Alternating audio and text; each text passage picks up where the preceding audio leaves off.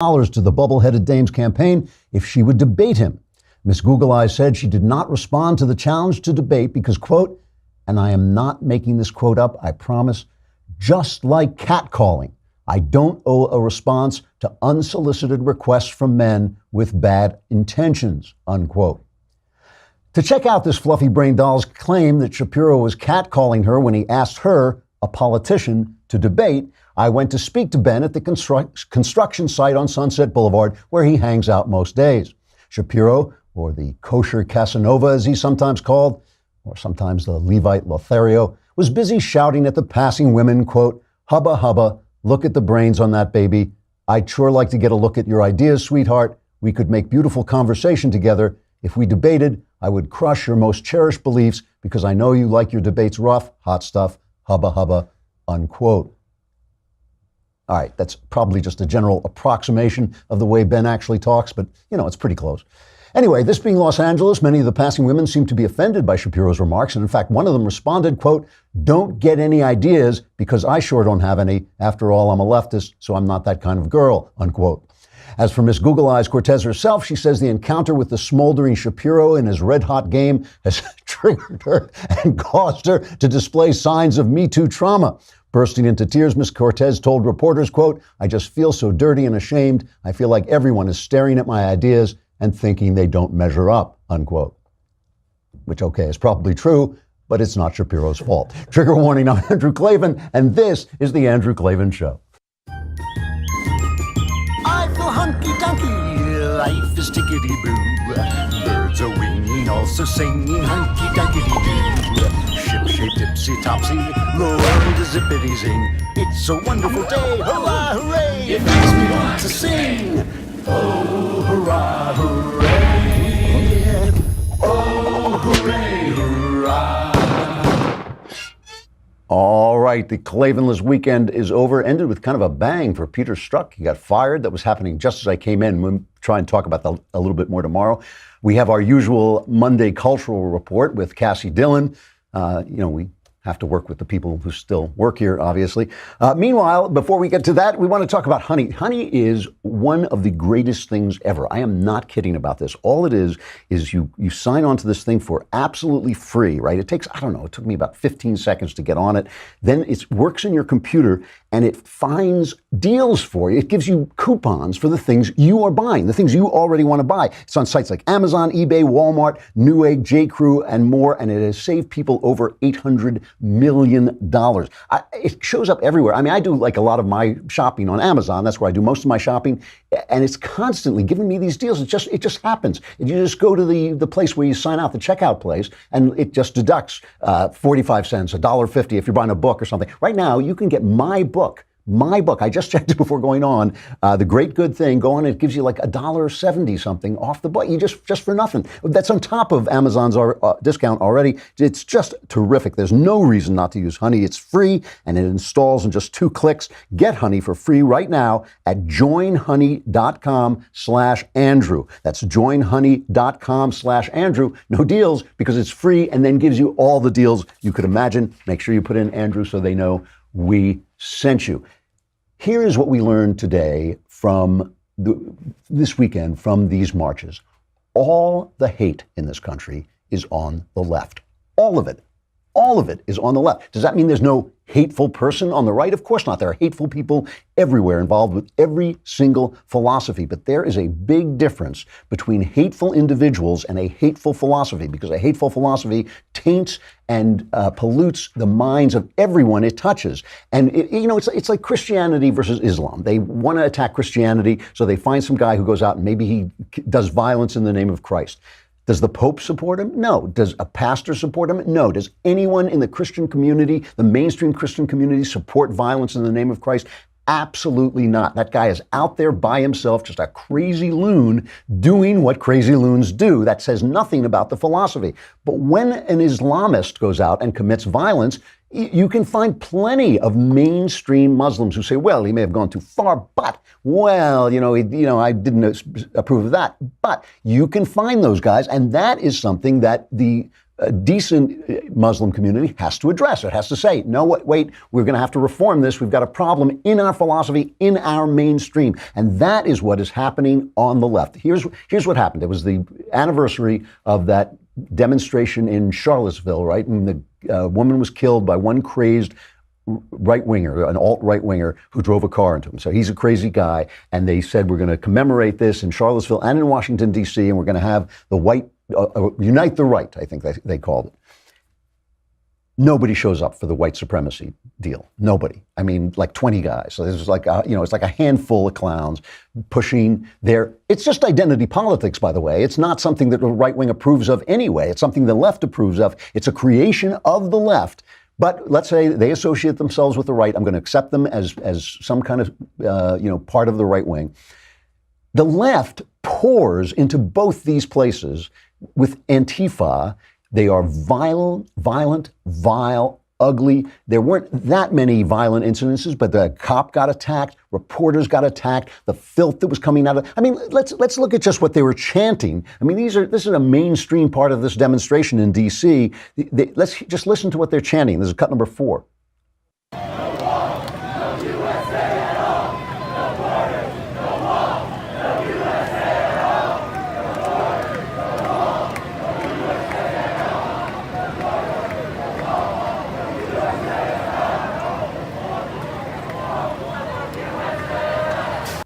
No border, no wall, no USA at all. No USA. They want the USA wiped off the face of the map. They want it to disappear. Is that not hateful? Yeah, I think that's hateful. If you said that about any other country, it would certainly be hateful. But that is mainstream. Well, let me put it another way. It may not be mainstream leftist thought, but the mainstream is on a spectrum with that and does not disapprove of it.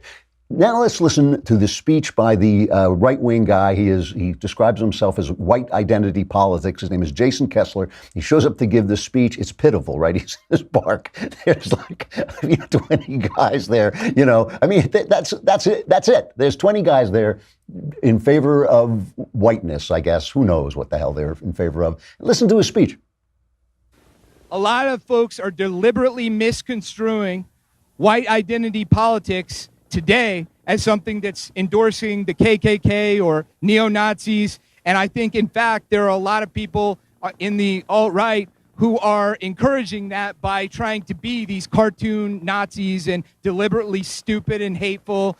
And I just got to say, I mean, I thank the alt-right to some extent for waking me up to the fact that my people had a voice and had people who were going to stand up for them. But I got to say, a lot of the jokes just aren't funny anymore. Give it a rest. We got to be honest. We got to be sincere. There is a way forward to help white folks, but we cannot be associating with hate or violence or oppression. So even the white supremacist is against white supremacy. This guy is preaching against hatred and the white supremacy. It's not, he calls it white identity politics. Fair enough, that's what he wants to call it.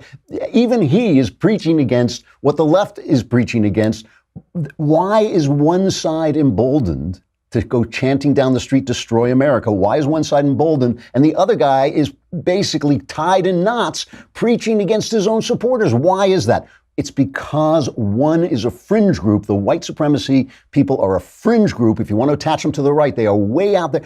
Look, go ask Ben Shapiro what he thinks about white supremacy. Go ask the most right-wing politician you can find, Ted Cruz, Mike Lee, Louis Gohmert. Go ask them. Go ask them. Are they going to give them any credence at all? Are they going to say anything at all that supports them? No. But if you ask the people on the left about these guys, CNN, we'll talk about leftism. CNN has the, what do they call it? The lower third now? They call it the lower third, where it just says anti-hate groups demonstrate. Do we have a picture of that? Underneath the demonstrations of the left, the anti-hate groups show up. The Washington Post says the same thing. Anti-hate groups show up as right-wing, white supremacy rally fizzles. Anti-hate groups.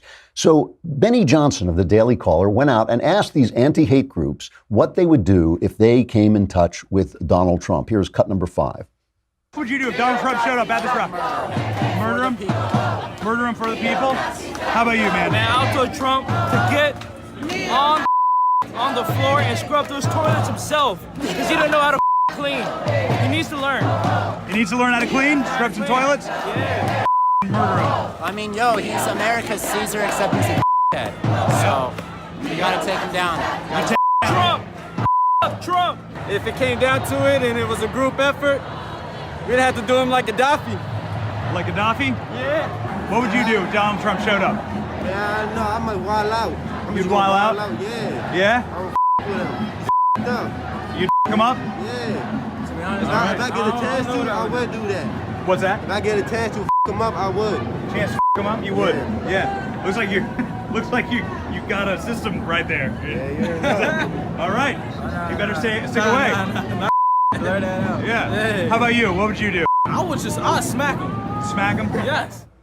By the way, Benny Johnson, he was the interviewer from the Daily Caller. He's reporting now that the Secret Service is none too happy with some of these threats to murder the president. That's what they're talking about. They're out there spewing this hate, right? These are anti-hate groups, we're told. They're anti-hate groups. So basically, I mean, this is a country of 350 million people. So basically, in this country, they could find around 200 white supremacists. I'm sorry, but that is not an issue. That's not a problem, right? And who's to blame for all this? Donald Trump. Here is Chuck Todd explaining why Donald Trump is to blame. Look, I think we are in a pretty divided place today. I mean, I think we are probably more racially polarized today than we were a year ago. And as for the president, since Charlottesville, think about the biggest fight he's picked since Charlottesville. The anthem protesters with the NFL and African-American players kneeling there. So I don't think if the president has, quote, learned anything, I think in his mind he has seen that this is an effective political strategy to keep his base his base. But I could tell you pretty much every other Republican who has to be on a ballot in 2018 believes this is at the core of the Republican Party's suburban voter problem, right? That it is the president's continuation of using, to be generous, dog whistles. If Trump is using dog whistles, where are all the haters? Where are the white supremacists? Well, isn't that the way a dog whistle works? You can't hear it. Only the highly trained ears of Chuck Todd can hear the racism. Only the mythology created by the press can hear this racism that's going on. But where are all the dogs if these are dog whistles? You know, on the left, you have Maxine Waters and Barbara Lee and Danny. These are all Congress people, right? These are Congress people. Andre Carson, Keith Ellison, from New York, Gregory Meeks, from Al Green. They're all going to Louis Farrakhan rallies. They're all supporting Louis Farrakhan, every single one of them. They're all of them going to his rallies. You see them hugging him, clapping him. Let's listen to Louis Farrakhan for a minute. I wonder, will you recognize Satan? I wonder, will you see the satanic Jew and the synagogue of Satan, which has many races in it? Because Satan has deceived the whole world. Think about the message that I was blessed by God to give you today. No.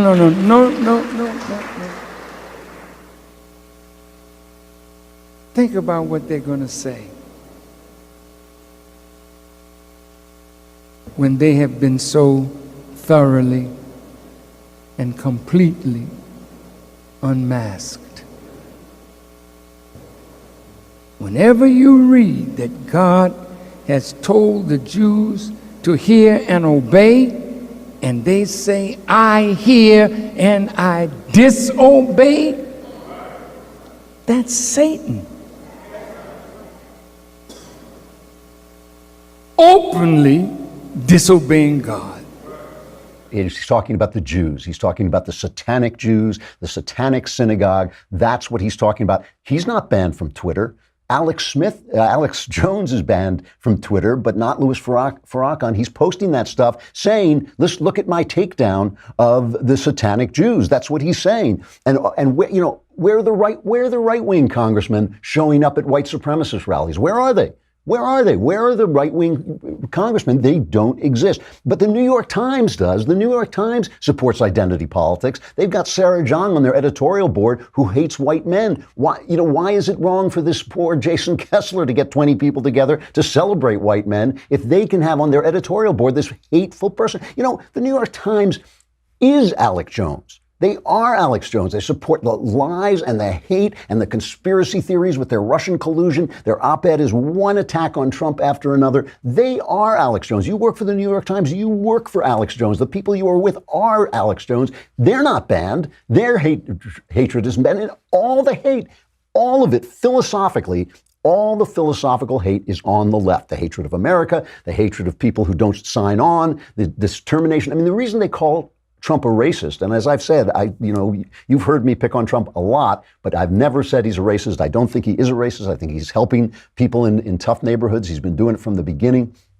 The reason they call him a racist, though, is he doesn't toe the leftist line, and that's their whole routine. Let me just read to you.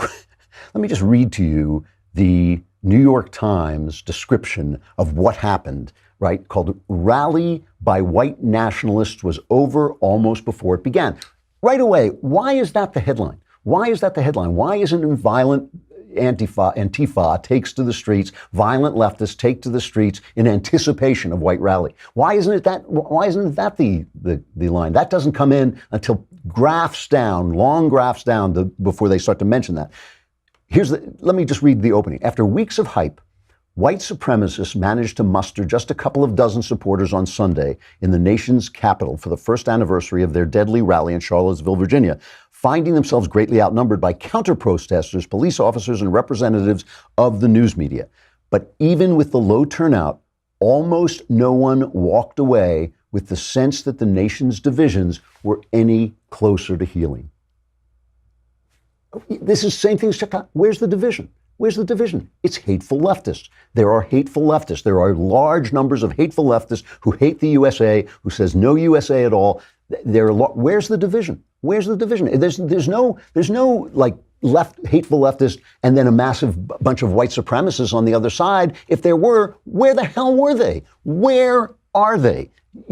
Produce them. Produce the evidence. Almost no one walked away. How do they know almost no one walked away? Maybe a lot of people walked. I walked away thinking, well, that's not a problem. Obviously, our problem in America is not white supremacy. It's obviously not.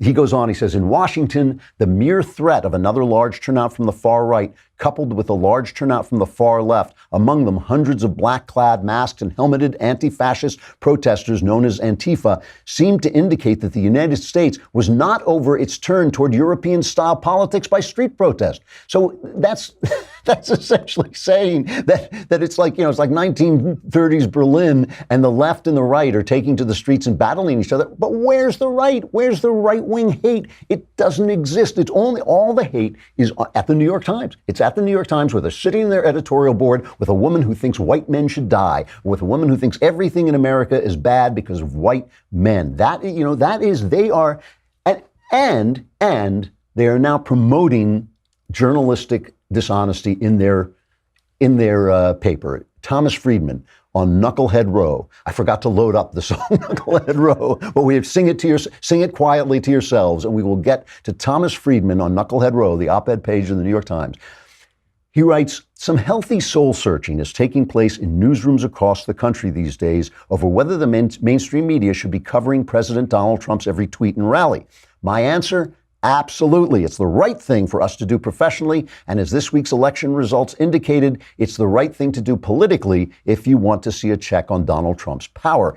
It appears that it's the toxic lying, bullying, and unpresidential behaviors that Trump exhibits most in his rallies and tweets, which we in the media so incessantly cover, that is turning off the very moderate, best-educated Republicans and suburban women that Trump will need to hold the GOP majority in the House, let alone get reelected. So bring on the coverage. In other words, he wants Trump covered in detail because he feels it hurt him in the primaries. Remember, in Ohio, the Democrat almost won, and almost is good enough for the Democrats. So he was saying that coverage is helping him. So he's saying we should do what we have to do to get Democrats elected. That's what he's saying. Newsrooms across the country do what, and by the way, listen to what he thinks is turning the tide. He says, I want every American to know that two Trump supporters were This is a supporter with 10,000 people in it, right? I want every American to know that 2 Trump supporters were spotted at the president's last rally in Ohio wearing T-shirts that read, "I'd rather be Russian than a Democrat." That's whom you're voting with when you vote for Trump. Those two guys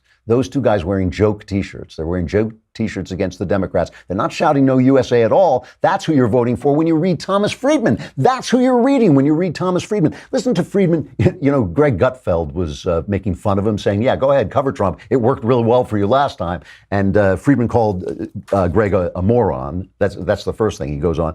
Now, just listen. He's with Michael Smerconish on CNN. And here's Thomas Friedman describing his strategy. But that's the question I would ask is, how's it working in 2018? You see, what happened in 2016 was Donald Trump was running against Hillary Clinton. And we know from the polling, there were a lot of moderate Democrats, suburban women, independents. There were just enough that in a choice between Trump and Hillary, ready to say, really don't like Hillary, can't vote for her, I think I'll take a chance on Trump. What's been happening since over the last 2 years? Trump's been locked at 43% approval, 43% approval, and around 53 disapproval. And I think one of the key reasons for that, and we saw it in the Alabama senatorial election, we saw it in the Pennsylvania by-election, we saw it in the recent election in Ohio, is that that group of independents, moderate Republicans, and others who are ready to take a chance on Trump versus Hillary are no longer ready to do so because they've got the proof of the last 2 years of his incredibly divisive and toxic behavior. So there's Thomas Friedman, putative journalist, supposed journalist, talking about how to cover Trump so you hurt him. How do you cover Trump so you hurt him? And now listen to the question Smerconish asks him after this. So let me play devil's advocate. The polling data suggests that his standing among Republicans, I think the latest Gallup number is 89% approval. So where's the evidence of these moderate Republicans who are leaving? Isn't instead the explanation for both the Ohio 12th or the Pennsylvania special election that there's great enthusiasm among Democrats, but not that Republicans are turning their back on the president?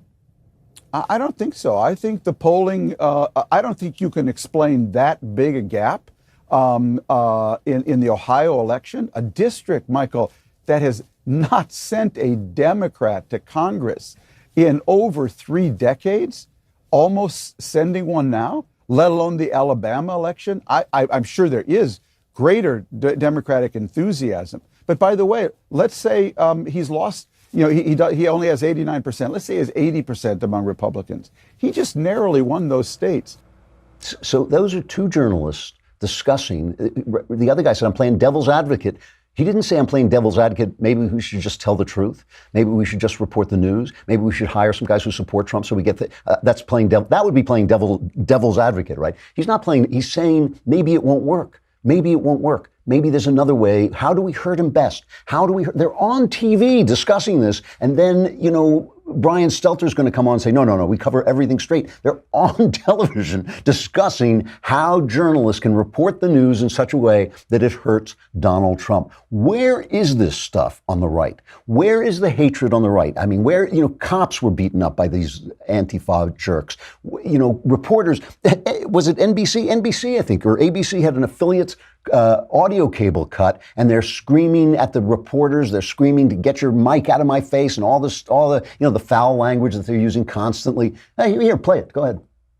Don't be shoving on people. What's wrong with you? Yeah, and get that out of my face. How you want to lick boots? Yo, link up around you. Link up around you. I got it. Come here. Hi. I'm big. I'm his size. Hi, guys. I'm his size. That's rude, man.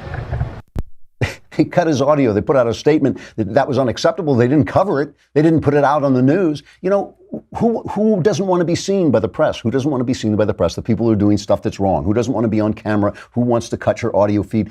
You know, why?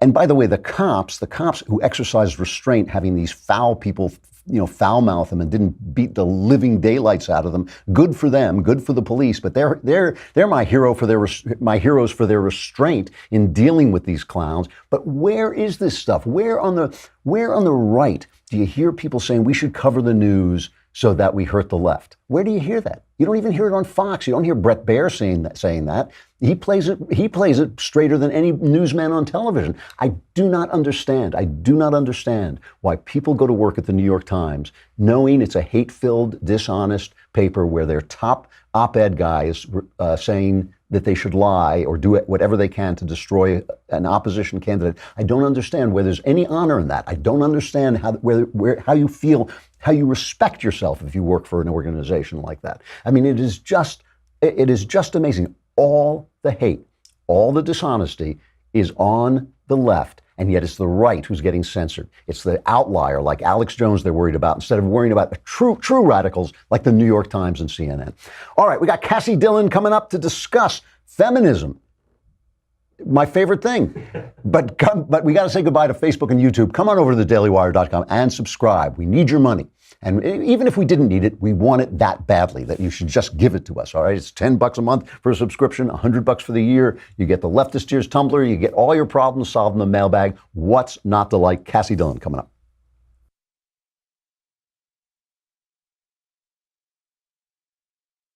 All right, let me introduce Kassy first, and then we're going to play the F is for Feminist, okay? Kassy Dillon is the founder of the website Lone Conservative and has contributed to the Wall Street Journal, Campus Reform, and The Hill. She is a staff writer here at the Daily Wire, which is, one of the many reasons why we have her on today is we want to work with people who still work here. And so Kassy, I'm going to talk to you as an official woman. I'm going to talk to you about feminism. But first, I want to play my video from the Lefties Dictionary. I want to replay it in case people missed it. F is for feminism. F. F is for feminism. Feminism is a movement to end the unfair treatment of women by having women complain about every little thing until you just can't stand them. Before feminism, women were forced to stay at home, shaping the souls of a new generation until their children rose up and called them blessed. They weren't allowed to do important stuff like running the Amalgamated Widget Company while underpaying poor minority women to stay at home and shape the souls of a new generation, after the poor minority women had dropped their own children off at unclean, overcrowded daycare centers. Conversely, before feminism, men got all the breaks and were allowed to do cool stuff like work for a living and try not to sleep around, even though they really wanted to. Today, though, because of feminism, women have many rights they never had before. They have the right to miss the experience of raising their children by working 8 hours a day for a man who doesn't care about them before going home to ruin their children's lives by spoiling them because they feel so guilty about not having been there all day. They have the right to enjoy meaningless sex, just like men do, and then get incredibly depressed and feel as if they'd been used and treated like a piece of meat because they were used and treated like a piece of meat by men who enjoy meaningless sex much more than women do. They have the right to daydream that a man will come and rescue them and take care of them, and then feel guilty about it because feminism told them they're not supposed to daydream that, but they do anyway. And they have the right to blame their problems on men until no man on earth would want to talk to them, and they're forced to spend the best years alone pretending that's okay when it's really not. But they're not allowed to say so. Before feminism arose in the 1970s, according to a recent not made up study, women judged themselves to be happier than men. Since the advent of feminism, women's happiness and satisfaction have declined until now men report themselves to be happier.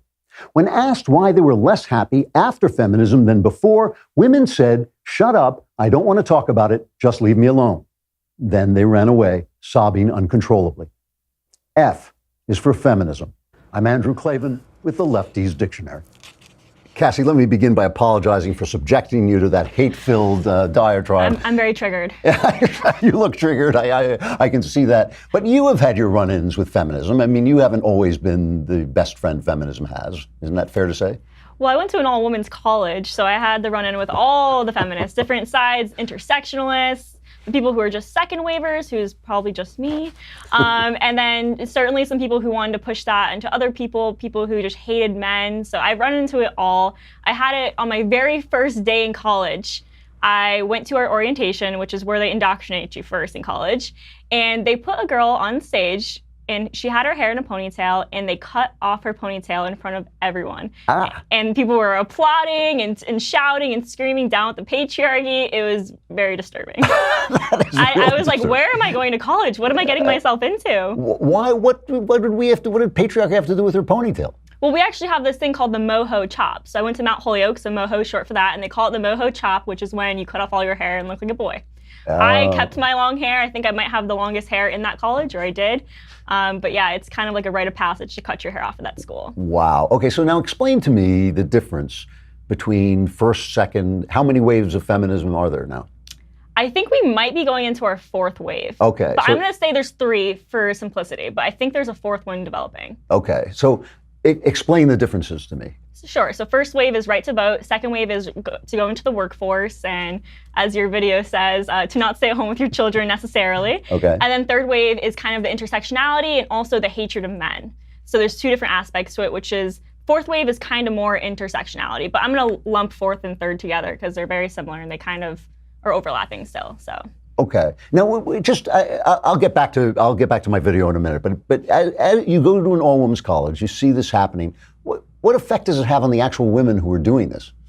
Well, they're very unhappy. They don't really know what they're doing there. So at Mount Holyoke, we have a lot of women who actually go there and then explore their sexuality and meet other women, and then leave and then marry men. So it's kind of like they're having fun in college and doing this rebellious nature. For instance, one of my guy friends went to one of the parties and it was all women. He was one of the only guys, and he took a video right after the election where he just screamed, "I hate men," and followed after this video, everyone starts cheering. It's kind of freaking me out when you see these things because they honestly do hate men. It's really scary. And does this come from like personal experience? Have these girls, I guess they are in college, do they have personal experiences that make them hate men, or are they just told that they hate men because the world is an evil patriarchy? Well, they want to join the sisterhood, and in order to join the sisterhood, you have to hate men. Men don't necessarily have to have done something bad to you. You see in Parents Weekend that they show up with their fathers, and they're very nice to their fathers. But when it comes to men at the neighboring schools, we have to hate them. We have to talk bad about them because that's the only way you can prop yourself up as a woman nowadays. A third wave feminism is by hating men instead of propping up each other. Wow. Okay. So let's talk about this video, because I mean, here's the thing. I want everybody to do whatever he or she wants. I truly do. I mean, I want you to have your best life. I want everybody to have his or her best life that they want. Where do I go wrong in this video? Why should I be triggered? Well, I think your video is very humorous, and it does a really good job talking about second wave feminism. But like you said in the video, women are unhappy. And I think you need to go a little bit further and explain that because they're unhappy, which I do think that being in the workforce could make you unhappy. There's a lot of stress there. But I do believe in individualism, and if a woman wants to work, go ahead. Of course. But we shouldn't be taking down housewives, which third wave feminism does. How dare you stay at home with your children? You're not adding to the society. You're being lazy, which is what you hear from these feminists towards housewives. And I think the major problem is because they're unhappy, they're blaming it on men instead of blaming on them for not making career choices that would make them happy or having children. So I think the problem is they just need to stop blaming it on men and realize they're unhappy and try changing it. But obviously, I think women should be in the workforce. I mean, I'm working here with you now. Right. But then let me ask you, I don't want to get too personal, but I mean, when you look at what your best life looks like, do you want to have children? Let me ask that first. I mean, is that something that you want in your future? Absolutely. I come from a really small family, so I want to have a big family. I want to have like 6 children. Wow. And luckily in my career, I can take a few months off and raise the children because I used to work in a daycare, and I see the problem with infants who are away from their mothers at a really young age. I had 4-week-olds that I was taking care of that saw me and the other teachers as their mother more than their actual mothers. And I think that's a problem. But I definitely want to have a lot of children, and I plan on working as well, possibly, but definitely not right when I have the child. I mean, first of all, I'm delighted to hear a conservative woman say she wants to have 6 children. I want us to reproduce as much as possible. Yeah. So now you have. I mean, 6 children's a lot of children. But even 2 children is a lot of children. 1 child is a lot of children. Is there any sense in which I look at little children and I think that kid for at least the first 3 years of life needs a mom. Yeah. And now that makes me obviously a patriarchal oppressor. Am I wrong? Well, I think that a lot of people nowadays are using the grandparents as being the caregivers, which I think is a lot better than having a daycare or even a nanny. So I think that's really important to have. So if you are in a family where you have that option, I think that's really important. But I do see the point of having a child with their mother at a really young age. That's why I think it's so important that millennials prefer working from home, which is what a lot of us do. Even at the Daily Wire, we have a lot of people who work from home. Sure, so I think there has to be a balance. And obviously, there isn't a blanket solution to any of it. I mean, the other aspect of this is for yourself. Do you want to miss, do you want to miss your child's first steps? Do you want to not be there when those things happen? I mean, isn't that part of being a mother? I'm asking you. I'm not. You don't have to give me the answer I want. I just want to know. Well, as a 22-year-old, it's I do think about having children, but obviously I'm still young and not quite at that part in my life yet. But obviously, I definitely want to be there for those things with my future children. But then I think that when my children grow up and they can be like, wow, my mommy is on Andrew Klavan's show. How cool is that? You want to continue doing those things as well. So I think it really depends on the woman. But I do think housewives are some of the most honorable people out there because what they do is so important for our future. Well, this is the thing that really does bother me about feminism. A lot of guys are upset by what feminists say about men. But I don't really like feminists, so I don't care what they say about me. It just doesn't bother me. What does bother me is that they seem to me to be against feminine values, the things that women value. As I've hung out with plenty of women, and they don't value the same things that men value. They have a different hierarchy, of values. That seems to me to be a good thing. It seems to me a good thing that there should be two kinds of people in the world, one with one hierarchy of values and one with another. Do you feel as a woman under attack by feminists? Yeah, I do. And I think that there's some different aspects where women or feminists put women into boxes and don't let them come out of it in some aspects. And I think one of it is first, the right to have a firearm, especially to be able to protect yourself on campus. Yeah. So that's something that feminists are like, women don't need that. We don't need firearms. Well, you're putting me in a box. I thought we're equal to men, so why can I not defend myself? I need an equalizer. I'm not strong as men. And if something does happen on campus, like they say 1 in 4, which it's not 1 in 4. That's insane. That's more dangerous than most parts of conflict-torn regions in the Middle East or Africa.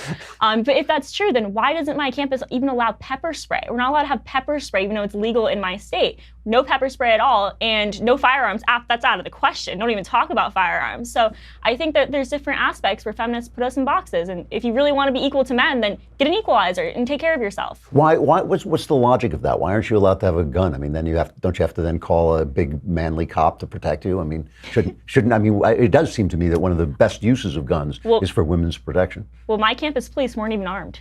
They only had batons. They didn't even have tasers. No tasers, no guns, and they're my campus police. So if something happens, I'm supposed to go and find a blue light, press the blue light, and wait 10 minutes for a police officer to show up who's unarmed? Are you kidding me? So I think that we should be able to protect ourselves. And from a really young age, I learned how to shoot a firearm with my grandfather, and I think I'd feel a lot more safe having one.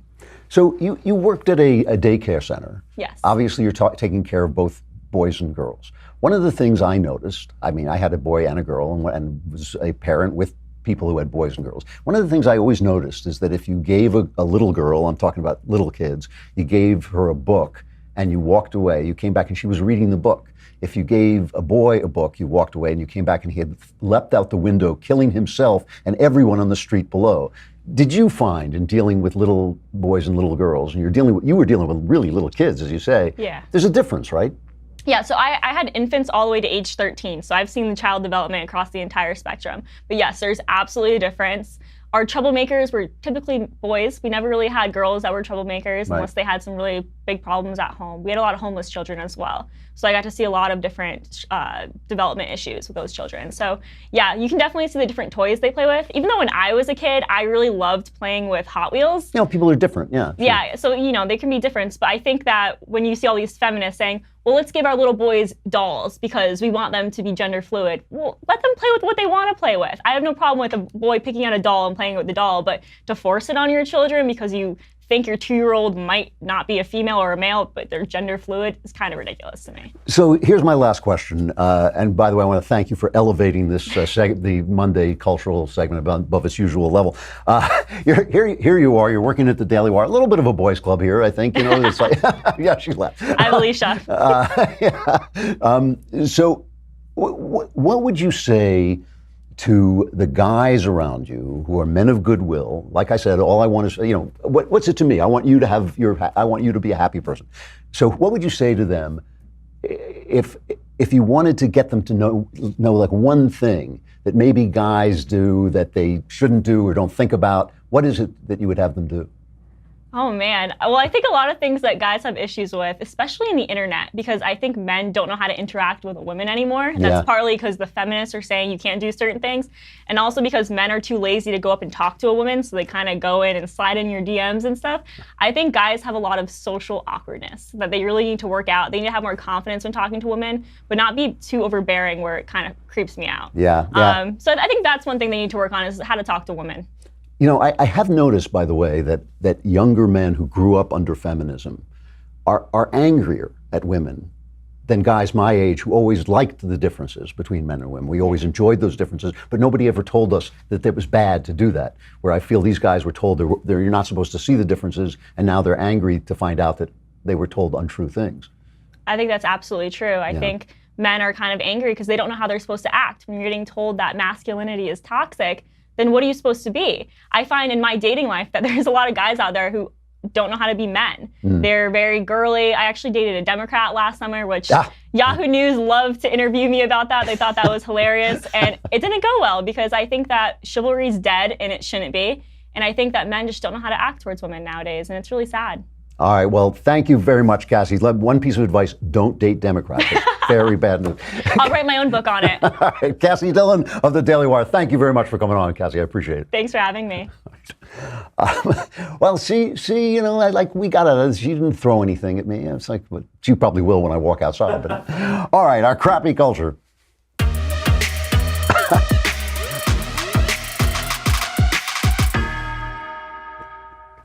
So I gave a edgy speech on Friday to my friends at Young America Foundation. It was really nice because I went up to Santa Barbara, where I used to live, and it was a big lunch, and the place was filled with with donors to YAF, but also with high school students, and it was really nice because I looked over, and there at the table right near the speaker's podium were all the guys who used to beat me in tennis when I lived up there. All these guys going, yeah, he looks like he's slowed down probably. But it was really lovely to see old friends. But the reason I call it an edgy speech, because I knew as I was going up there that I was going to, the easy thing when you give these speeches is to serve out the red meat. If you shake your fist, if you condemn the left, you're going to give a successful speech and you know it. But I wanted to give a slightly more complex speech because I am, after all, an artist, and an artist's job is different than a political commentator. An artist's job is just to describe things so well that you kind of know what you should do going forward and what might happen going forward just because you've described things accurately. So I gave a speech about Donald Trump and how and why his worst attributes are helpful to the right, and what that means for us as conservatives and what it means for the future. And I knew that people who love Donald Trump, the kind of Dinesh D'Souza Trump is Lincoln camp, I knew they weren't going to like the speech. And I knew that people who hate him, the never-Trumpers who think he's degrading the dialogue and is degrading the office of the presidency, I knew they weren't going to like the speech because I had a lot of good things to say about Trump as well. That covers everybody. I figured there'd be, by the time I looked up at the end of the speech, I thought there'd be like one person who was just too drunk to get in. I was, I just wandered in. I don't actually belong to YAF, But actually, they were very. It was greeted with enthusiasm, and I just want to reiterate a couple of points that I made because I think that they really do talk about our crappy culture. First of all, one thing I said about Trump is that people always ask why Trump and Reagan can't be like Reagan, who was so elegant and so soft-spoken and so graceful all the time. And I said, Reagan was a creation of 40s, 50s culture, 50s, 60s, 40s, 50s. Those are the things, it's as you're growing up that the culture really shapes you and affects you. He was shaped by all the old movies, all the old ideas, the America of consensus, the American where the left and the right were basically fighting over the 50-yard line, but all agreed that we should be free. Trump, he is a product of 60s and 70s culture. He is a product of the left's culture. The left owns the culture after 1968. It is completely, the culture has fallen apart. They say, oh, well, he slept with a Playboy bunny. That's their culture. The right didn't want that. The right didn't want a world where people were sleeping around all the time. The right wanted a world of marriage, wanted a world of religion. It wanted a world of respect. It also wanted a world of heroes, and they destroyed that, and they created, it's the left, it's Hollywood that created reality TV, which elevates rudeness, it elevates conspiring against your neighbor, it elevates, just treating people like garbage. All that stuff is what Trump comes out of, and that's why I always compare him to Godzilla, where the Japanese set off the nuclear bomb, or a nuclear bomb is set off, and then the monster comes out. They set off the bomb. But what I said about this is the reason this has helped the right is because the left has corrupted the culture so badly that a person who adhered to politeness would be tied up in knots. They took over our manners and basically said it's wrong. It's racist to say there are problems in the black community. There are problems with poor African-American culture. They are the ones who said that's racist. They're the ones who said, if you say, hey, these Muslims have a little bit of a problem with killing innocent people, that you are some kind of bigot instead of just observing the world. They're the ones who made our system of manners a mental prison. And Trump, because he's a rude guy, broke through that prison, and that's why he has won the affection of so many Republicans. And I went on and talked about his character, which, look, you can love Trump all you want, but he bragged about committing adultery. He bragged about, being unkind. He's unkind to other people. Some of the stuff he said about Ted Cruz was really wrong. It doesn't become right because we get things that we want. It doesn't become right. It's wrong. But it's the left that made character assassination a form of argument. It's the left that said, when Mitt Romney said we should give some tax breaks to corporations, they're the ones who said, oh my God, he stuffs women into binders. He puts dogs on roof. He bullied a kid in high school. They're the ones who used ad hominem attacks instead of dealing with arguments, instead of saying, you say this, but here are the facts. And that they don't do that. It's the right that does that. It's the right that argues ideas. I guess the point that I'm trying to make is that Trump's success and the benefits that he has given in doing stuff that is basically just basic right of center conservative governance, constitutional governance. Nothing he's done is radical. Nothing he's done is over the top. Everything he's done is within the Constitution. He hasn't broken any laws that we know of. He hasn't done anything like Obama did, spying on people and shutting people down with the IRS, hasn't done any of that stuff. But the fact that it took a man of his character to do this tells us what happened when we let the culture go. Every time I talk about the movies or even joke about the Oscars or anything like that, I get letters from people saying to me, don't waste your time on that. I haven't been to a movie in 15 years. Well, guess what? The culture doesn't go away. It doesn't get off your lawn just because you say, like, I don't care about that culture. It's always there, and it's always shaping people. And if we don't shape it, the left shapes it. And what they expected to destroy the culture. They expected to bring the adultery. They expected to bring the rudeness. Who was it who told us we could use all these words? It was the left. They expected to bring the rudeness. They expected to bring the harshness and bring the bullying, but they never expected it to blow up in their faces. And that's what's happening. And so when I talk to the right about how they should get involved in the culture and how they should make art and how they should build studios and build social media, the left ought also to think about what happens when you start with identity politics. When you create identity politics, you have no argument against the white people who say, okay, if identity politics is the rule, here's white identity politics. You have no argument at the New York Times when you hire Sarah Jung against haters on the right, because you're a hater on the left.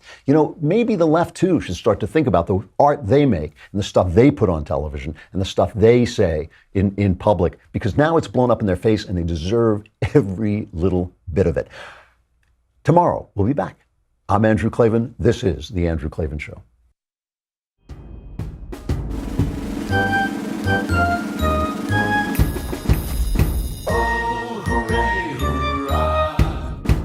The Andrew Klavan Show is produced by Robert Sterling. Executive producer, Jeremy Boring. Senior producer, Jonathan Hay. Our supervising producer is Mathis Glover. And our technical producer is Austin Stevens. Edited by Emily Jai. Audio is mixed by Mike Cormina. Hair and makeup is by Jesua Alvera.